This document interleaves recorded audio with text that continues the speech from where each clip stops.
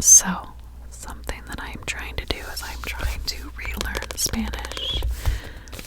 I used to speak Spanish when I was younger, and then I took Spanish classes in high school, and then I haven't practiced really because, you know, they say if you don't use it, you lose it, right? So that is precisely what has happened. So I bought this book of Spanish short stories. It says it's for beginners. However, I have to disagree. I do not think that this is a beginner level type of story. But what I love is that before each story, and for all you Spanish speakers out there, if my pronunciation isn't perfect, please don't be offended.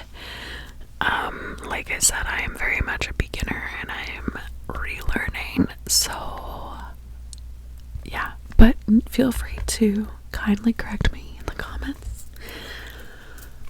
Keynote kindly. But what I like about the way they do the book is, so here's all the chapters, and I feel like each story gets a bit harder. Let's fix my hair.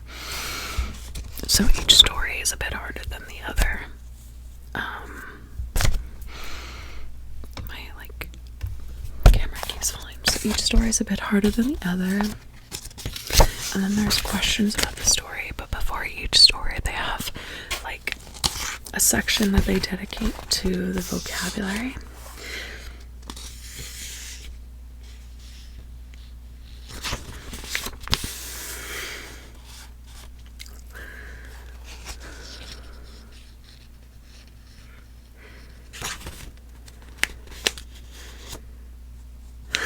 Okay.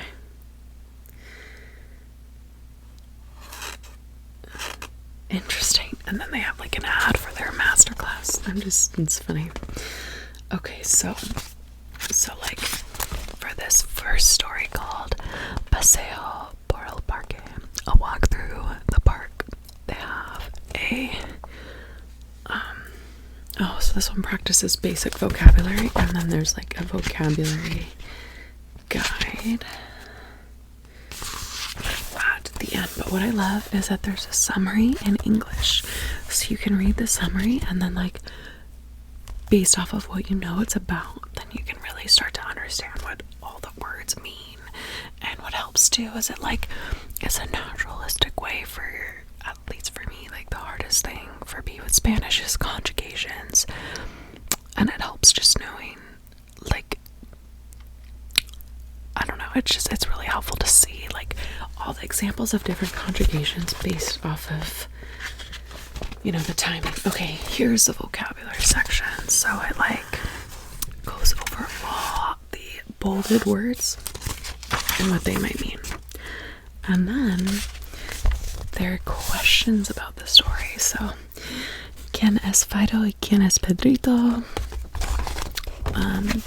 So yeah, that story I liked, but the second one is better. Okay, so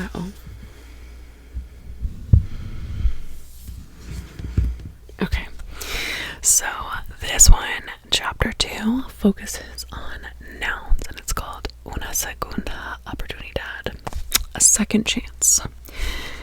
So I'm gonna read this, just it in Spanish, and then I'll read the summary at the end. Ana despertó muy temprano ese día. El sol brillante anunciaba lo grandioso de la jornada que la esperaba.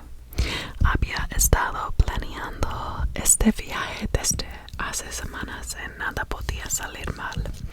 Tomó su teléfono celular y llamó a Robert para confirmar la salida.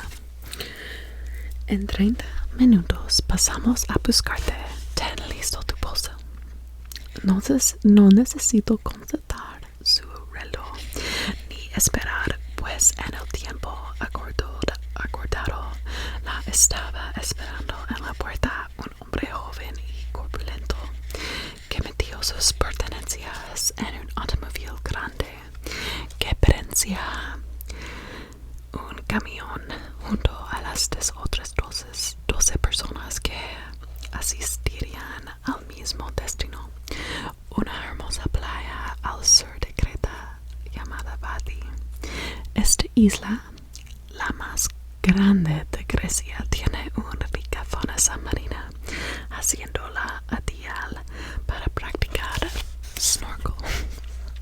Solo con una máscara y un par de aletas se puede descubrir un maravilloso y infinito mundo bajo el mar. El grupo era muy variado, nadie se conocía antes de ese encuentro, pero llegaron ahí gracias a la misma motivación: viajar a un lugar desconocido, descubrir cosas fascinantes y alejarse un poco de la civilización y la rutina.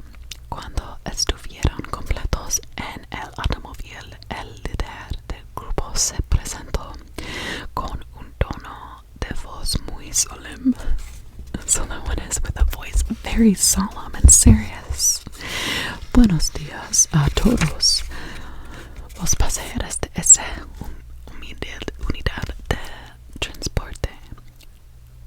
Son bienvenidos, pero los advierte que hoy no permitiremos a nadie estar preocupado, triste o malhumorado. Mi nombre es Daniel y seré su guía durante este viaje que jamás olvidarán. This is not a beginner. Luego instaló en una sonora carcajada y todos reaccionaron con risas. Con eso rompió el hielo y comenzó a preguntar sus nombres para integrarlos. Entre los viajeros comenzaron a presentarse.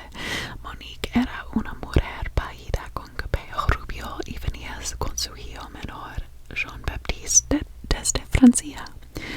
So that is saying that some of the travelers. So Monique is a woman with blonde hair, and she's traveling with her younger son, Jean-Baptiste.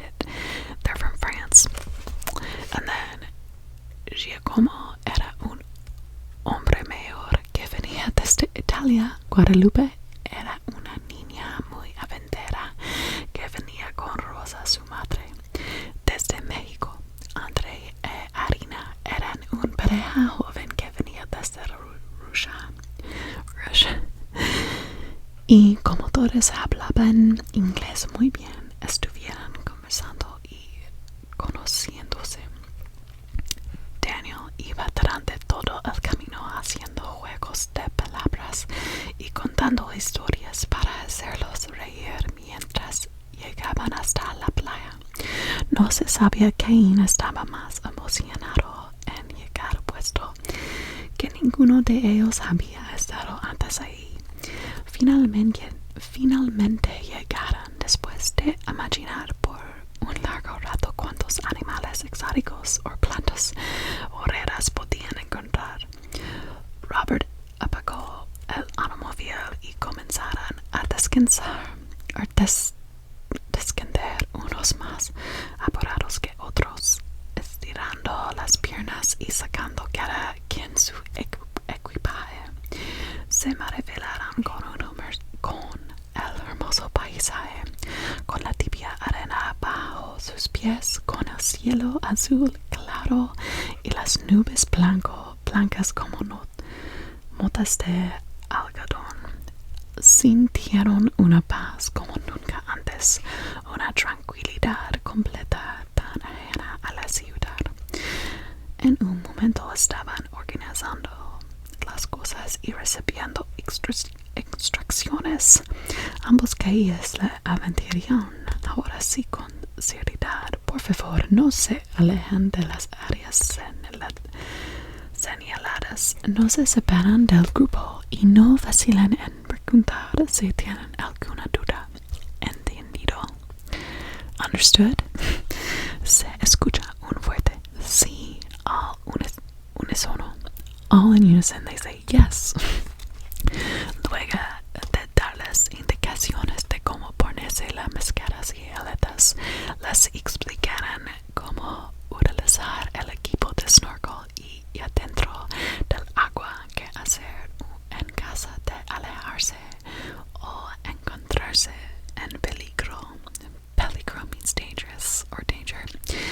Y la ubicación de los sitios importantes. Poco a poco comenzarán a sumergirse en las aguas cristalinas de ese pequeño paraíso y a observar peces de todos los colores y tamaños, algas, corales y otros animales diminutos que nunca antes habían visto. Cada uno estaba concentrado en sacarle el mayor provecho a ese viaje. Algunos con cámaras sumergibles tomaban fotografías a todo lo que veían. Después de un largo rato explorando, nadie se dio cuenta de que Annika, una joven alemana, se estaba alejando del grupo y de las zonas seguras. Ella tampoco se había percatado de que una corriente submarina muy suave la estaba arrastrando hacia una zona más profunda. Cuando tuvo un mal presentimiento, levantó la cabeza del agua y entró en pánico. Olvidó por completo las instrucciones que le habían dado y comenzó a nadar frenéticamente hacia la orilla, pero sus esfuerzos eran en vano y se estaba cansando rápidamente. Daniel notó lo que ocurría casi de inmediato. Se amarró un soga al cuerpo y le lanzó al agua mientras Robert le sostenía. Le gritaba a Annika que recordara las indicaciones y recupera la calma mientras le prohibía a las demás aquecerse. Como Daniel tenía mucha experiencia como rescatista, sabía exactamente qué hacer, pero también sabía que Annika tenía el tiempo en su contra y estaba desesperada. Nadó lo más rápido que pudo y logró llegar a ella justo cuando se desconvencía, perdiendo el conocimiento. Le hizo señales a Robert y este reaccionó, ayudándolo a llegar a la orilla para auxiliar a la joven inconsciente. Apenas llegaron a la orilla, todos los demás estaban alarmados y preocupados por el desenlace que podía haber en cualquier instante. Los demás viajeros estuvieron inmóviles y en silencio mientras Daniel realizaba las maniobras de respiración y restitución como un profesional. Después de unos minutos que parecieron eternos, la joven reaccionó y recuperó el aliento. Todos los presentes le alegrarán y celebrarán las espectacular maniobra de guía mientras esta pedía espacio para que ella pudiera recuperarse. Luego de todas las emociones, llegó el momento de volver al automóvil y a la realidad. Annika pidió un momento para hablar con todos antes de volver.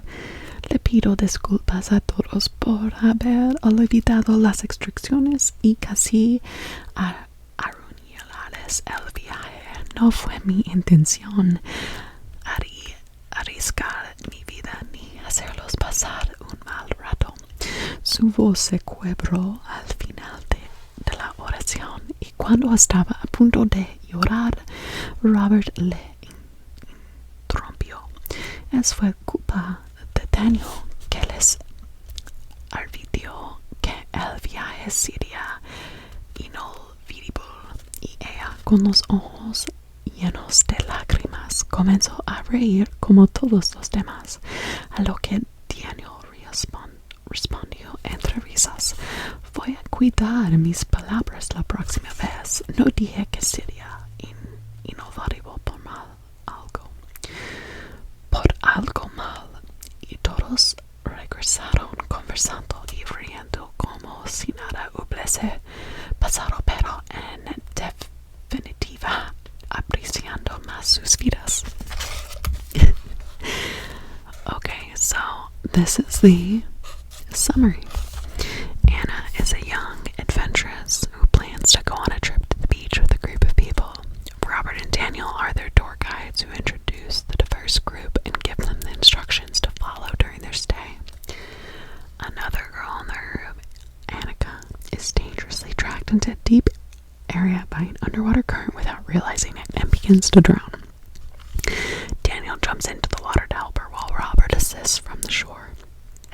After rescuing her, she regains consciousness, making everyone reflect on the importance of safety. Sounds like a story I'd read in like grade school. That was fun to read. That was really difficult though, like the pronunciation. Whew. Spanish is not easy. At least not for me.